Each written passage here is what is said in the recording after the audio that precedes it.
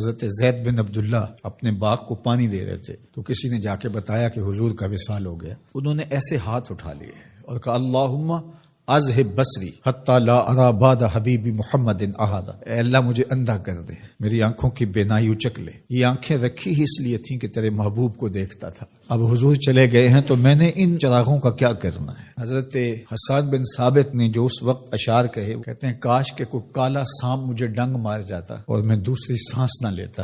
اور حضرت سیدہ فاطمہ کے جو قلب اطہر کی کیفیت تھی، سبت علیہ مصائب لو انہا سبت علی الایام سرنا لیالیا، میرے اوپر جو مصیبتیں ٹوٹ پڑی ہیں وہ اگر دنوں پہ ٹوٹ پڑتی تو وہ کالی راتیں بن جاتی. حضرت عمر رضی اللہ تعالی عنہ تلوار نکال کے کھڑے ہو گئے اور کہا کہ جس نے کہا نا حضور کا انتقال ہو گیا میں اس کی گردن اڑا دوں گا. تھوڑی دیر بعد حضور پرانی حالت کی طرف پلٹ آئیں گے. اب یہ کیفیت کتنی حساس تھی. ادھر منافقین نے چال چلنا شروع کر دی.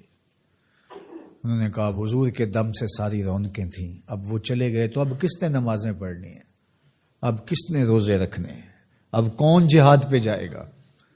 جب وہ ہی نہیں رہے تو ساری کہانی ختم ہو گئی. تو انہوں نے اس طرح سے چال چلنا شروع کر دی. اور حضرت عمر کہتے تھے کوئی بولے تو صحیح. کتنا نازک وقت تھا. اس وقت میں حضرت ابو بکر آئے رضی اللہ تعالیٰ عنہ. ان کا کلیجہ تو پھٹ رہا ہوگا، لیکن یہی موقع تھا حضور کے مشن کو، حضور کی فکر کو، حضور کے دیے ہوئے نظام کو سنبھالنے کا.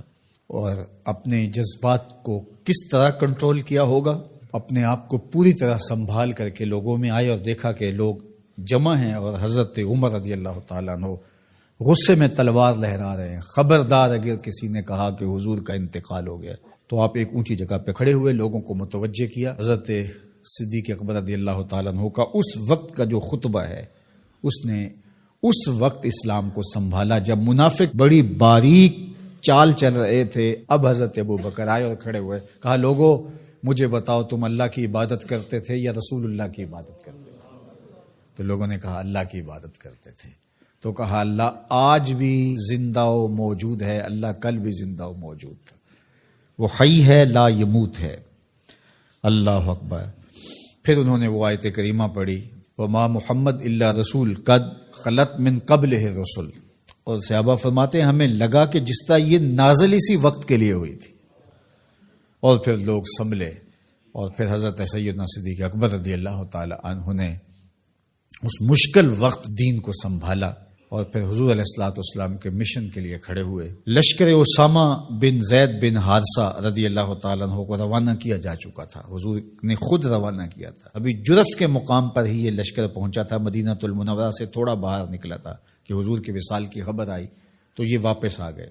تو بعض صحابہ نے کہا کہ اب مدینہ المنورہ کے حالات وہ نہیں رہے. اطراف کے اندر قبائل سر اٹھا سکتے ہیں جو دبے ہوئے تھے. اب حضور کے وصال کی خبر پھیل گئی ہے تو کوئی مدینہ المنورہ پر حملہ نہ کر دے. اور بہترین جنگجو اس لشکر میں شامل ہیں، تو اگر حملہ ہو گیا تو پیچھے سے دفاع نہیں ہو پائے گا. تو لہٰذا اس لشکر کو حکمت یہ ہے کہ روک لیا جائے. حضرت صدیق اکبر رضی اللہ تعالیٰ عنہ نے کہا کہ نہیں، یہ حضور کا روانہ کردہ ہے، جا کے رہے گا.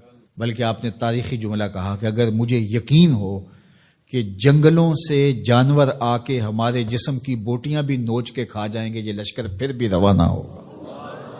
لوگوں نے حضرت عمر سے کہا کہ ضرور لشکر کو روانہ کریں، لیکن حضرت ابو بکر رضی اللہ تعالی عنہ سے اتنا کہیں کہ امیر لشکر کو معزول کر کے کوئی اور قریشی سردار بزرگ اس کا امیر بنا دیا جائے. 9 عمر لڑکا ہے، دوسرا غلام زادہ ہے، تو بڑے بڑے قریشی سردار اور جنگجو ان کی قیادت کو قبول کرنے سے انکار نہ کر دیں. تو وہ گئے اور جا کے کہا کہ بڑے بزرگوں کی یہ رائے ہے کہ آپ ضرور لشکر کو روانہ کر دیجئے، لیکن اتنا کیجئے کہ امیر لشکر کو تبدیل کر دیجئے.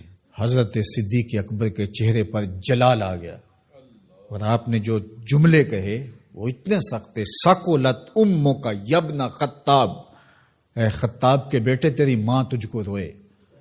استعملہ رسول اللہ وقد تامرنی ان اعزلہ، ان کو امیر لشکر اللہ کے رسول نے مقرر کیا ہے اور میں کون ہوتا ان کو معزول کر دوں. کہا لشکر جائے گا، اسامہ بن زید کی قیادت میں جائے گا، جس نے جانا ہے جائے، جس نے نہیں جانا میں کوئی پرواہ نہیں ہے، چونکہ ان کو امیر لشکر اللہ کے رسول نے مقرر کیا. اللہ اکبر. پھر جب لشکر اسامہ کو روانہ کیا حضرت صدیق اکبر نے تو حضرت اسامہ کے گھوڑے کی باک اپنے ہاتھوں سے پکڑی اور اسامہ کو اوپر سوار کیا رضی اللہ تعالیٰ عنہ کو، اور نیچے ساتھ پیدل چلے، اللہ اکبر، اور ساتھ یہ کہتے جاتے تھے اسامہ تو وہ ہے جس کو میرے رسول نے مقرر کیا ہے۔ اور پھر یہ لشکر کامیاب اور بامراد ہو کے لوٹا۔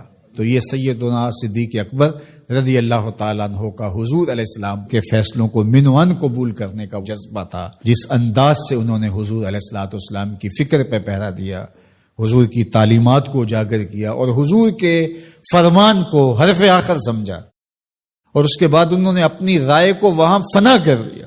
صلح حدیبیہ کا موقع آیا تو 1400 اصحاب تھے، قریش نے کہا ہم عمرہ نہیں کرنے دیں گے، تو وہاں سے ایک معاہدے کے ذریعے واپس آنا ہوا۔ تو حضرت عمر نے کہا ابو بکر ہم دب کے صلح کیوں کریں، صلح کی شرائط تو برابر کی ہونی چاہیے۔ تو حضرت ابو بکر صدیق کا صرف ایک لفظ دیکھیے، انہوں نے کہا عمر کیا یہ صلح نامہ حضور نے قبول کیا ہے؟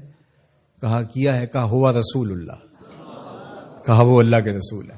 اللہ اکبر، کثرت صوم و صلات کی وجہ سے افضل نہیں ہے، بلکہ حضور کے لیے اطاعت و انقیاد، فرما برداری، اور حضور علیہ السلام کے لیے بس اپنے آپ کو قربان کر دینے کا وہ جذبہ، وہ آپ یہاں دیکھتے ہیں تو بدرجہ کمال آپ کو نظر آتا ہے۔